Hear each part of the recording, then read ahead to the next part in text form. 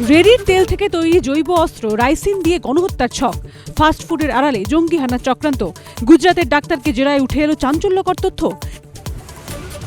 চীন থেকে ডাক্তারি পড়ে ফাস্টফুডের আড়ালে সন্ত্রাসের কারবারে মহিউদ্দিন, পাকিস্তান থেকে ড্রোনে আসত অস্ত্র, আহমেদাবাদ ছাড়াও দিল্লি লখনৌয়ের একই। রাজধানীতে ভয়াবহ বিস্ফোরণ, সারি সারি দাঁড়িয়ে অটো, দিল্লি বিস্ফোরণ কাণ্ডে আরও একটি সিসি ফুটেজ প্রকাশ্যে। দিল্লি ফিরেই বিস্ফোরণে আহতদের দেখতে গেলেন প্রধানমন্ত্রী, চক্রীদের ছাড় নয় বলে হুঁশিয়ারি। দিল্লিতে সন্ত্রাসবাদী হামলা, সিসিএস বৈঠকের পর জানালো কেন্দ্র। একাধিক জায়গায় নাম, 13 লক্ষেরও বেশি নথির তাড়া নিয়ে সিও দফতরে শুভেন্দু অধিকারী।